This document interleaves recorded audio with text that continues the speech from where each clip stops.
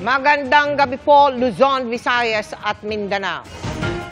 Apat ang sugatan ng mahulog sa bangin ang isang bus sa Morong sa Bataan. Nawalan umano ito ng preno kaya paatras na dumausdos sa kalsada. Tumama pa ang bus sa puno at tubo ng tubig. Panuorin po ang nahulikam na tagpo sa pagtutok ni CJ Torida ng GMA Regional TV. Nakailag yung military. Pagewang-gewang na dumadaos-dos patras ang shuttle bus na ito sa Corregidor Road sa Subic Bay Freeport sa Morong, Bataan. Pagdating sa kurbang bahagi ng kalsada, maswerteng naiwasan ang isang grupo ng siklista. Ang driver ang may-ari ng dashcam. Panay naman ang pagbusina para abisuhan ang iba pang motorista. Maya-maya pa, tumama sa mga puno bago nahulog sa bangin ng bus. Tinamaan din nito ang isang tubo kaya sumirit ang tubig.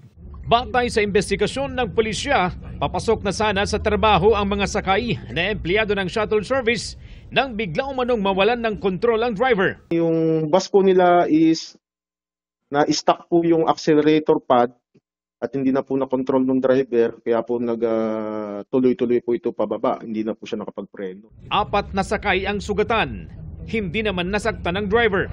Sa datos na nakalap ng GMA Integrated News Research mula sa PNP Highway Patrol Group, mahigit 25,000 aksidente ang naitala sa mga probinsya mula Enero hanggang Setyembre noong nakaraang taon. Sa mga buwan na yan, pinakamarami ang naitalang disgrasya sa buwan ng Abril na sinundan ng buwan ng Marso. Noong 2023, sa buwan ng Mayo naman pinakamarami ang nadisgrasya.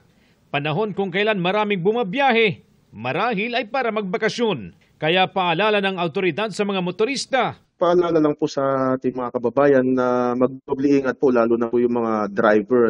Lagi po nating ugaliing i-check ang ating mga minamanayong sasakyan lalo na po ito mga bus bago po tayo bumiyahe para maiwasan po natin yung mga ganitong aksidente. Mula sa GMA Regional TV at GMA Integrated News, CJ Torida, nakatutok 24 oras.